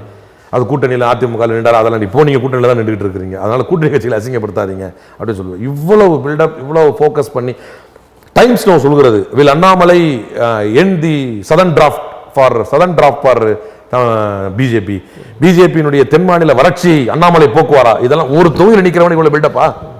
அந்த ஒரு தொகுதியில் நிற்கிறவருக்கு அண்ணாமலை அப்படி பண்ணுவார், அண்ணாமலை இப்படி பண்ணுவார், Annamalai interesting answers, back to back questions, interesting answers இப்படிலாம் போட்டு, அப்போ அதை தான் வந்து அண்ணாமலை வளர்னது நவிகா குமார் கிட்ட. I am putting my credibility in front of you, in a reputed TV channel like you, in front of a reputed anchor like you, I am putting my reputation in front of you. Tamil Nadu BJP will get 25% vote share. 25 அப்படின்னு. Yes, of course 25 எவ்வளவு வாங்கினாங்க? அப்புறம் தான் சொன்னாரு, you won't go anywhere I won't go anywhere, நீங்க எங்கேயும் போயிட மாட்டீங்க, நானும் எங்கேயும் போயிட மாட்டேன். இதில் பேசினார்ல தமிழ்ல, நீங்க இங்க போக போறது கிடையாது, நானும் எங்கேயும் போக போறது கிடையாது, தென் மாநிலத்திலே ஒரு திராவிட கட்சிக்காரன் அப்படின்னு மரியாதை எல்லாம் பேசினேன். உன் நிலம் என்ன இன்னைக்கு? ஸோ பிஜேபி பத்தி பேசினா நான் உணர்ச்சி வசம் போடுவேன். 10 பைசாவுக்கு பிரயோஜனம் இல்லாத தமிழ்நாட்டு கட்சி அண்ணா திராவிட முன்னேற்ற கழகம் அதை வந்து பிஜேபி கையிலே வச்சிருக்கு, அவங்கள க்ளோஸ் பண்ணிட்டு 2வது இடத்திற்கு அவங்க வந்துருவாங்க அப்படின்ற பேச்சும் பரவலாக இருக்குது. சில நேரங்களில் கையில் வைத்திருக்கிறது, சில நேரங்களில் விட்டு விட்டு விளையாட வேடிக்கை பார்க்கிறது. அவன் என்னன்னா சார், முற்பகல் செய்யும் பிற்பகல் விளையும். மரியாதைக்குரிய எடப்பாடி பழனிசாமி அவர்கள் முயற்சி செய்கிறார், அரசியல் களத்தில் ஏதாவது ஒன்று பண்ணணும், அதுக்கு வந்து மரியாதை கொடுக்க வேண்டும். ஆனால் அவர் வந்த விதம் என்பது வரலாற்று பூர்வமாக நீங்கள் பார்த்தீங்கன்னு சொன்னால் துரோகங்களை செய்து தான் வந்திருக்கிறார். இது வந்து அவர் யாருக்கு செஞ்சாரு, அவங்க பல பேர் துரோகம் பண்ணவங்க தானே என்றும் சொல்கிறார்கள். அது என்ன பொறுத்த வரைக்கும் கடவுள் நம்பிக்கை உள்ளவன், அது கடவுளுக்கே வெளிச்சம் எந்த துரோகத்துக்கு எதுன்னு. மற்றபடி பாரதிய ஜனதா கட்சிக்கு என்பது ஏன் நான் வந்து அது ஒரு தோற்றுவிடக்கூடிய சித்தாந்தம் என்று சொல்கிறேன் என்றால், நேரிடையாக மக்கள் பணி செய்து மக்கள் மன்றங்களிலே இடம் பிடித்து மக்கள் மனங்களின் மூலமாக ஆட்சி பிடிக்க வேண்டும் என்று பாரதிய ஜனதா கட்சி எப்போதுமே நினைத்ததில்லை. ஒன்று வெறிய விட்டு, இல்லை இருக்கிற கட்சியை உடை, இல்லை அவன் கட்சியை கொண்டு வந்து, இதெல்லாம் வந்து எடுபடாது. இதெல்லாம் வந்து ஆர்கானிக். இடையில 2 பிரதிநிதிகள் பேசினது கூட வந்தது, அதாவது ஏதாவது கலவரம் பண்ணாதான் தமிழ்நாட்டில் அந்த திருநெல்வேலியில் பேசிக்கிட்டாங்க 2 பேர், கலவரம் பண்ணாதான். அதான் இவருடைய பாலிசி, அதுதான் நேரடியாக ஆட்சியை பிடிக்கணும்னு. இது கிடையாது. கிராம் ஸ்ட்ரெயின்ஸை எரிச்சு கொண்ட பிறகு அவனை எரிச்சு கொண்டவனுங்களை விடுதலை பண்ணணும்னு போராட்டம் நடத்தினது இன்னைக்கு ஒடிசால சிஎம். ஸோ என்ன சொல்ல வரேன்னா, என்றைக்குமே நேரடியாக வந்து இப்படி போகணுன்னு அவங்க நினச்சது கிடையாது. அதனால் இவங்க ஏற்கனவே ஒரு யார் சொன்னான்னு கூட எனக்கு நினைவு இருக்குது, ஒரு பேட்டியில் ஒரு பாரதிய ஜனதா கட்சிக்காரர் வந்து ஒரு டிவி விவாதத்தில் பேசுகிறார். சொல்கிறார், யார் சொன்னால் எந்த சேனலில் சொன்னால் கூட ஞாபகம் இருக்குது. அவர் சொல்கிறாரு, நாங்கள் ஒரு ஸ்டேட்டில் போனால் எஸ்டாப்ளிஷ்டு பார்ட்டியோட கூட்டணி வைப்போம், கூட்டணி வச்சு நாங்கள் எமர்ஜிங் பார்ட்டியாக வருவோம் அப்படின்னு, அவங்கள க்ளோஸ் பண்ணுவோம் அப்படி சொல்கிறாரு. அப்படியே அந்த வார்த்தையை தான் சொல்லலை அவர். நாங்கள் கூட்டணி வச்சு எமர்ஜிங்காக வருவோம்னா மீனிங் என்ன? அவங்கள க்ளோஸ் பண்ணிட்டு தான் வருவோம். இப்போ நீங்கள் நிறைய விவாதங்களை கலந்துக்கிறீங்க, ஆனால் பொதுவாக பார்த்தீங்கன்னா எல்லா விவாதங்கள்லையும் பாரதிய ஜனதாக்காரர்கள் என்று சொல்கிறவர்களும் வலதுசாரிகள் என்று சொல்கிறோம், அடுத்தவங்களை பேச விடாமல் பேசுகிறாங்களே, அதுக்கு என்ன காரணம்? பயம்தானே காரணம், வேற என்ன இருக்க முடியும்? அது நான் நீங்கள் அந்த கமெண்ட்ஸ்லேயே பார்த்தீங்கன்னா கூட நிறைய இருக்கும், இப்போ பேச விடுப்பா அவர் அப்படின்னு. அதுவும் நம்ம ஏதாவது முக்கியமான பாயிண்ட் எடுப்போம், அதை எடுத்து அந்த நேரத்தில் உங்களுக்கு எப்படி என்ன தோணும்? நான் ஓப்பனாலாம் சொல்லியிருக்கேன் சார், பயப்படாதீங்க சார்லாம் சொல்லியிருக்கேன். அது மக்கள் மன்றத்தை விடணும் அப்படின்னு தான் நம்ம நினைக்கிறோம். உண்மையிலே அது ஒரு கடினமான சூழல் தான். ஏன்னா இல்லை, அடுத்தவங்களுக்கு அந்த வாய்ப்பை கொடுக்கணுன்ற எண்ணம் இல்லாமல் என்னன்னா சார், இதை வந்து அந்த நெறியாளர்கள் தான் பண்ணணும். இவங்க நெறியாளரே சாயம் பூசிடுவாங்க, டக்குன்னு அப்படியே ஓப்பனாக நெறியாளரே ஏதாவது சொல்லிடுவாங்க. அப்போ சொல்லுவாங்க, எங்க நெறியாளரை வேலையை நெறிப்படுத்துறதாங்கன்னு அவங்க சொன்னாலுமே இவங்க கேட்கறது கிடையாது. இவ 2 ப்ராக்டிக்கல் டிஃபிகல்ட்டி ஆயிடுச்சு. பாரதிய ஜனதா கட்சிக்காக பேசுறதுக்கு ஆள் கிடையாது. அதனால பேசுறப்ப இன்னொன்று என்னன்னா, ஒருத்தர் வர மாட்டேங்கிறாங்க. ஒரு வலதுசாரின்னு ஒருத்தர் வச்சுக்கிறாங்க, ஒரு பாரதிய ஜனதா 2-3 பேர் வந்து. இன்னொரு ஃபேக்டர், நம்ம இந்த கொஸ்டின்ல வந்து ஒரு நியாயத்தை ஒத்துக்கணும். ஒரு 5 பேர் உட்காரணும் அப்படின்னா அதுல பெரும்பான்மையாக 3 பேர் வந்து காங்கிரஸ், திமுக என்று கட்சிகளுக்கான பிரதிநிதித்துவம் தானே. அதுதான் அது அப்படி ஆயிடுறதுனால தான் அவங்க 2 பேரும் அவங்க அலோவ் பண்றாங்க. பெரும்பாலும் அப்படி ஆயிடுது. கட்சிகளுடைய பிரதிநிதி தான் இந்தியா கூட்டணி, ஒரு கம்யூனிஸ்ட்ல ஒருத்தர், ஒரு பத்திரிகையாளர் வந்தா கூட பெரும்பாலும் வந்து நமக்கு சாதகமா பேசுற ஆள் மாதிரி வந்துருது. அதனால அது வந்து ஒரு சில நேரங்களில் இப்படியும் ஆயிடுது, சில நேரத்தில் அப்படியும் ஆயிடுது. பட் என்னன்னா, நீங்கள் பேசுகின்ற கருத்து மக்கள் மன்றங்களில் ஏற்புடைய கருத்தாக இருந்தால் மக்களே உங்களை ஏற்பார்கள். அது நீங்கள் ஒற்றை ஆளாக இருந்தாலும் சரி, உங்களுடைய பார்ட்டிசிபென்ட் விவாதத்துக்கு வரவே இல்லைனாலும் சரி, மக்களே அந்த கருத்து கீழே போட்டுருவாங்க. ஆனால் இவங்க என்னன்னா, அவங்களுக்கே நல்லா தெரியும், மனித குலத்துக்கு எதிரான ஒரு சித்தாந்தத்தை டிஃபெண்ட் பண்ணுறோம், இது தப்பு, கொலையை டிஃபெண்ட் பண்ணுறோம், கொடூரத்தை டிஃபெண்ட் பண்ணுறோம், அபகரிப்பை டிஃபெண்ட் பண்ணுறோம், கேராட்சியை டிஃபெண்ட் பண்ணுறோம், தெரியும், வேறு வழி இல்லை. நிறைய பேர் சொல்லியிருக்கிறாங்க. என்ன பண்ணுறது, தேர்தல் நேரங்களிலே வந்து நிறைய நண்பர்கள், ஏன்னா அவங்களும் வர்ற நண்பர்கள்லாம் கூட ரொம்ப நல்ல மனிதர்கள் தான். சில நான் இப்போ தனிப்பட்ட மனிதர்கள் நீங்கள் பார்த்தீங்கன்னா பேரே சொல்ல முடியும், வேற மாதிரி இருப்பாங்க, வெளியில் நல்ல நண்பர்கள், அண்ணன்கள், மரியாதைக்குரிய மூத்தவர்கள்லாம் நிறைய பேர் இருக்காங்க, நல்லா பேசுவாங்க. என்ன ஒரு சும்மானா போய் ஆர்எஸ்எஸ் பின்புலத்தில் இருப்பவர்கள் தான் அப்படின்னு நான் சில நாள் நினச்சிருந்தேன். ஆர்எஸ்எஸ்ஸில் இருப்பவர்கள் கூட பின்ன வெளியே வந்தால் ஒரு நல்ல முறையில் பேசக்கூடியவர்களும் இருக்கத்தான் செய்கிறார். ஆனால் ஏற்றுக்கொண்ட கொள்கை தவறுன்றது நம்மளால் அதுக்கு மேலே அவங்களோட ஒரு ஈடுபாடாக போக முடியாது. அவங்க என்ன சொல்லுவாங்கன்னா, ஏதனா ஒன்று பேசிடுறாரு, வந்து டிஃபெண்ட் பண்ண வேண்டியதாக இருக்குது அப்படின்னு. தேர்தல் நேரத்தில் அவர் இஸ்லாமியர்களை எதிர்த்து கண்டினியூஸாக அது ஒரு ஸ்ட்ராட்டஜியாக பண்ணார். கண்டினியூஸாக தொடர்ந்து இப்போ நடந்து முடிந்த மக்களவைத் தேர்தல்களில் இஸ்லாமியர்களை முன்னிறுத்தி அவர்களை குறை சொல்லியே அவர்களை மீது குற்றம் சுமத்தியே பேசினார். அதற்கான காரணங்கள் அதுதான் இருந்த ஒரே ஆயுதம் அவருக்கு. நீங்கள் யோசிச்சு பாருங்க, 2014 வளர்ச்சி போய், 2019 தேசப்பற்று போய், 2க்கும் ஓட்டு வாங்கியாச்சு. நீங்க என்ன பேசுவார்? அதான் 2019 புல்வாமா, 2014 கருப்பு பணம். இப்போ ரெண்டுமே முடிஞ்சு போச்சு, டிமானிட்டைசேஷனும் முடிஞ்சு, புல்வாமா கதையும் முடிஞ்சு, எல்லாம் க்ளோஸு. இப்போ என்ன சொல்கிறேன்னு தெரியல. வழக்கம் போல் அவர் குஜராத்துடைய ஸ்டைலை கையில் எடுத்துட்டாரு. குஜராத்தில் வந்து சஞ்சீவ் பாட் எதுக்காக ஜெயிலில் இருக்காரு? இன்னமும் சஞ்சீவ் பாட் சிறையில் இருக்காரு. ஒரு கஸ்டோடியல் டெத்துக்கு என்னைக்கோ நடந்த கஸ்டோடியல் டெத்து எடுத்து ஆயுள் தண்டனை கொடுத்து ஒரு ஐபிஎஸ் அதிகாரி ஜெயிலில் வச்சிருக்காங்க. ஏன் வச்சிருக்காங்கன்னா, அவர் தான் ஒரே ஆள் பிபிசியுடைய அறிக்கையில், அந்த பிபிசி டாக்குமெண்ட்ரி வந்து பார்த்தீங்களா, அப்போ நான் குவைத்தில் இருக்கேன், அங்கே எனக்கு காட்டுச்சு, நான் பார்த்தேன் ஃபுல்லாக. இங்கே தடை பண்ணிட்டாங்க இல்லையா? அப்போ நான் அங்கே இருக்கும்போது பார்க்குறேன், சஞ்சீவ் பாட் உட்பட எல்லாரும் சொல்கிறது என்னென்னா, ஹரேன் பாண்டியா கொலை சம்பந்தமாக அதில் இருக்கும். மோடியுடைய அமைச்சரவையில் இடம்பெற்ற ஹோம் மினிஸ்டர், மோடிக்கு எதிரானவர், அவர் பிராமின் கம்யூனிட்டி. ஹரேன் பாண்டியாவுடைய கொலை மோடி தான் செய்தார் என்பது போன்ற துணியிலே அந்த டாக்குமெண்ட்ரி பேசும். அதே மாதிரி மோடி வந்து விஷம பிரச்சாரம் செய்து, வெறுப்பு பிரச்சாரம் செய்து, இஸ்லாமியர்களுக்கு எதிராக மைக் பிடிச்சி பேசி, அதுதான் கலவரத்திற்கு வந்து மிகப்பெரிய காரணமாக அமைந்தது என்று அந்த டேப் இருக்கு இல்லையா, அந்த டேப்பை வந்து விசாரணை ஆணையத்துக்கு சமர்ப்பித்து பின்னால் அது விசாரணை ஆணையத்தின் காணாமல் போனது என்று சஞ்சீவ் பாட்டே அவர் சொல்லுவார். சஞ்சீவ் பாட் ஒரு மனுஷன் தான், ஆம்பளை தான், ஒருத்தன் தான் ஆம்பளை, அவன் ஒருத்தன் தான். இன்னி வரைக்கும் வந்து காவல்துறையிலே சஞ்சீவ் பாட்டும் ஹேமந்த் கார்கரேவை தான் நான் மிகப்பெரிய ஆண்மக்களாக பார்க்கிறேன். நீதித்துறையிலே லோயாவை பார்க்கிறேன். பத்திரிகை துறையிலே நரேந்திர தபோல்கர், கல்புர்கி, கௌரி லங்கேஷை பார்க்கிறேன். அந்த மாதிரி சஞ்சீவ் பாட்டும் கர்கரேக்களும் தான் இந்த நாட்டுக்கு தேவை. அந்த சஞ்சீவ் பாட் வந்து போல்டாக சொல்லிட்டாரு, இந்த மாதிரி ஒரு கெட்ட மீட்டிங் நடந்துச்சு, மோசமான ஒரு மீட்டிங் நடந்துச்சு, நீங்கள் எல்லாம் வந்து சைலண்ட் ஆகணும், கலவரம் நடக்க போகுதுன்னு நரேந்திர மோடி தலைமையிலே அவருடைய வீட்டிலே கூப்பிட்டாங்க, போகணும், நடந்துச்சுன்னு சொன்னார். அதனால தான் அவர் ஜெயிலில் இருக்கார். அவர் சொல்கிறார், இந்த மாதிரி வெறுப்பு பேச்சு வந்து நரேந்திர மோடி பேசினார், அதில் ஒரு எக்ஸ்பர்ட்டு. இப்போ எல்லாம் முடிஞ்சிருச்சு, என்ன பண்ணலான்னு ஆலோசிச்சு அடுத்த மக்களவைத் தேர்தலில் வேற ஒரு விருப்பு பேச்சு வருமா? இனி முடியும். இதுக்கு இதுவே சார், நான் ஏற்கனவே ரொம்ப நாளாக சொல்லிட்டு வர்றேன், இது 3 மாதம் தாங்கம்மான்னு பாருங்கள் இந்த ஆட்சி. என்ன போயிட்டீங்க? நம்ப தகுந்தவர்கள் கையில் அவரோட ஆட்சி இருக்கு இல்லையா? யார் நம்ப தகுந்தவர்? சந்திரபாபு நாயுடும். நீங்கள் வந்து வஞ்ச புகழ்ச்சியாக நான் எடுத்துக்கிறேன். நம்ப தகுந்தவர்கள்லாம் சந்திரபாபு நாயுடு கூட நல்ல ஒரு ஃபார் லீடர் அவர்.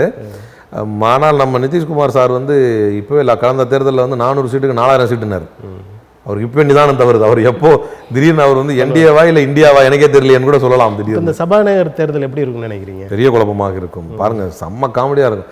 ஆட்சி வீழணும், நிலையில்லாத ஆட்சி அமைய வேண்டும் என்று ஜனநாயகத்தை விரும்பும் யாரும் நம்ப மாட்டார். அப்படி அது நல்லதில்லை, ஜனநாயகத்தை அழகில்லை. ஆனால் பாரதிய ஜனதா கட்சி வீழ வேண்டும் என்பது நம்முடைய குறிக்கோள். அவர்களுக்கு வந்து ஜனநாயகம் என்றால் என்ன என்ற பாடத்தை ஜனநாயகமே கற்றுக் கொடுக்க வேண்டும். இப்போ கற்றுக் கொடுத்துக்கிட்டு இருக்குதே. இப்போ இந்த ஸ்பீக்கர் இது இப்போ நான் சொல்கிறேன், ஹோம் மினிஸ்டர் சொன்னீங்க, நாங்களே ஹோம் மினிஸ்டர் ரிட்டர்ன் பண்ணிட்டோம் பார்த்தியா அப்படின்னு. ஃபினான்ஸ் மினிஸ்டர் சொன்னீங்க, ஃபினான்ஸ் மினிஸ்டர் நாங்களே ரிட்டர்ன் பண்ணிட்டோம் பார்த்தியா. ஸ்பீக்கர் சொன்னீங்க, நாங்களே இனிமேல் தான்டா அப்போ மெயின் பிக்சரே இருக்குது அப்படின்னு. நீங்கள் எதையுமே கொடுக்காம அவங்கள வச்சிங்கன்னா அவன் வேறு ஐடியாவில் இருக்கான்னு அர்த்தம். இப்போ இவங்கெல்லாம் சீசன்ட் லீடர்ஸ், 2 பேருமே நல்ல பெரிய டால் லீடர்ஸ், சிஎம்ஸ். அப்போ அவங்கள பொறுத்த வரைக்கும் இந்திய கூட்டணியில் நின்று ஜெயிச்சுட்டு திடீர்னு இந்தியா கூட்டணி வருவாங்களா? அது நல்லா இருக்குமா? அரசியல் காலத்தில் அவங்களுக்கு பெரிய அசிங்கத்தை. நிதிஷ்குமார் பல்டிகுமார்னு சொல்லுவாங்க, நாளைக்கு சந்திரபாபு நாயுடையும் பல்டி நாயுடுன்றுவாங்க. அப்புறம் அதனால வெயிட் பண்ணுவாங்க. They will wait for their own course and time to come. அந்த நேரம் வெவ்வேறு கட்சிகள் போனார். இவர் மாமனாரே மாட்டி விட்டு வெளில வந்தாரு.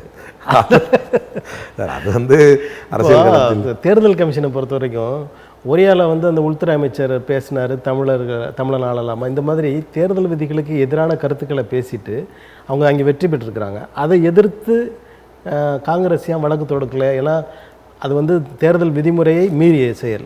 எல்லா பேச்சுகளுக்கும் வழக்கு தொடுத்திருக்கிறோம், புகார் அளித்திருக்கிறோம். நரேந்திர மோடியின் ராஜஸ்தான் பேச்சுக்கு எதிராக தமிழ்நாட்டிலே வழக்கு தொடுத்து அந்த வழக்கு நம்பர் ஆகலைன்னு சொல்லி ஓப்பன் கோர்ட்டில் மென்ஷன் பண்ணி, நரேந்திர மோடி பிரைம் மினிஸ்டர் பார்ட்டிங்கிறதுனால கேஸ் நம்பர் ஆக மாட்டேங்குதுன்னு மென்ஷன் பண்ண பிறகு ஓகே நம்பர் ஆகட்டும், லிஸ்ட்டில் கொண்டு வரணும்னு சொல்லி வாக்குறுதி கொடுத்திருக்கிறார்கள். நான் ஹேட் ஸ்பீச்சுக்கு அகேன்ஸ்டாக, நான் நரேந்திர மோடியுடைய சாப்பர் யூசேஜுக்கு அகேன்ஸ்டாக நான் பர்சனலாக வந்து ஆர்டிஐ பண்ணியிருக்கிறேன். நிறைய இடத்துல ரெப்ரசன்டேஷன் அனுப்பியிருக்கிறோம். சுப்ரீம் கோர்ட்டுடைய கைட்லைன்ஸை ஃபாலோ பண்ணி சோமோட்டோவாக என் கேஸ் போடலங்கிறது கொஸ்டின் ரைஸ் பண்ணியிருக்கோம். தனிப்பட்ட முறையில் ஒரு வழக்கறிஞராக சட்டப்பூர்வமான போராட்டங்களையும் நடத்தி வருகிறோம். கட்சி என்கின்ற அடிப்படையில் கடைசியாக போய் தியானம் இருந்தது முதற்கொண்டு அபிஷேக் மனு சிங் போயிட்டு ரெப்ரசன்டேஷன் கொடுத்துருக்காரு. கடைசியாக இருந்தது அப்படிலாம் இல்லை. எல்லா இடத்துக்கும் சட்ட போராட்டம் நடத்தியிருக்கிறோம். சில இடங்களில் சில தலைவர்களை மிஸ் பண்ணியிருப்போம். சரி தொலைது, இது ஒரு இம்பாக்ட் இல்லை, முக்கியமான ஆளை பிடிப்போம் அப்படின்னு. நரேந்திர மோடி தான் செய்த சட்டவிரோத காரியங்களுக்காக ஒரு நாள் இல்லை ஒரு நாள் நீதியின் முன்னால் நிற்க வேண்டும். இல்லை என்றால் இறைவனுடைய அந்த நீதியின் விதி என்பது பொய்யாகி போகும். எனவே ஒரு நாள் இல்லை ஒரு நாள் மேபி நான் உயிரோடு இருக்கலாம், இல்லாமல் போகலாம். என் காலத்தில் நான் பார்க்குறோம், மீ யாருக்கு எப்போ உயிர் இருக்குது இறப்புன்னு தெரியாது. ஆனால் நீதி என்பது உண்மை என்று சொன்னால், சத்தியமேவ ஜெயத்தே என்று நாம் நம்புவது உண்மை என்று சொன்னால், நரேந்திர மோடி அமித்ஷாவின் சட்டவிரோத செயல்களுக்கு அவர்கள் நிச்சயமாக ஒரு நாள் அவர்கள் தண்டிக்கப்படுவார். தமிழ்நாட்டை பொறுத்தவரை ஒரு காலத்தில் மக்களவை தேர்தல்னால் காங்கிரஸுக்கு அதிகமான இடங்களும் திமுகவும் அதிமுகவும் குறைந்த இடங்கள்ன்ற ஒரு நடைமுறை இருந்தது. ஆனால் இப்போ வந்து காங்கிரஸ் வந்து தொடர்ந்து குறைந்த இடங்களிலே போட்டியிடுகிற ஒரு நிலைமை இருந்து வருகிறது. இது தொடருமா இல்லை மாறுமா? கண்டிப்பாக இந்த இந்த இந்த சின்ன கட்சிகளால், அதாவது பிராந்திய கட்சிகள் என்று சொல்லப்படுகிற மாநில கட்சிகள்னால நீங்கள் புறக்கணிக்கப்படுகிறீர்களா இல்லை அழுத்தி வைக்கப்படுகிறீர்களா? இல்லை, இது நாம் விரும்பி ஏற்றுக்கொண்டது. தலைவர் ராகுல் காந்தி அவர்கள் வந்து இந்தியா என்பது அனைத்து மாநிலங்களில் உள்ள கட்சிகளின் ஒரு கூட்டு அமைப்பு.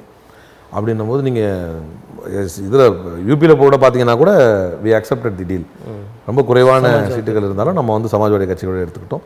திமுக வந்து குறையவே கிடையாது. கடந்த காலங்களில் என்ன கொடுத்தாங்களோ கிட்டத்தட்ட அதே அளவில் வந்து வாங்கிட்டோம். கட்சி இப்போது கட்சிக்கு வந்து கட்டமைப்பு நேற்று தலைவர் செல்வப்பெருந்தகை தலைவர் ராகுல் காந்தி பிறந்த நாளில் பேசினார். நம்முடைய அங்கீகாரம் பற்றி பேசக்கூடிய நீங்கள் கட்சியை அடிப்படையில் வளர்த்திடுங்கள் என்று சொன்னார். இதுதான் உண்மை. தலைவர் செல்வப்பெருந்தகை தலைமையிலே கட்சி வளர்கிறது, வளரும். எவ்வளவு தூரம் வளர்கிறதோ அவ்வளவுக்கேற்ற பிரதிநிதித்துவத்தை கண்டிப்பாக பெறுவோம். நன்றி. உங்களது மதிப்பு மிகுந்த நேரத்தை தமிழன் தொலைக்காட்சிக்கு தந்தமைக்கு எங்களது நெஞ்சார்ந்த நன்றி தெரிவித்துள்ளோம். நேயர்களே, அடுத்த அரசியல் அரங்கம் நிகழ்வில் வேறொரு ஆளுமையுடன் சந்திப்போம். நன்றி, வணக்கம்.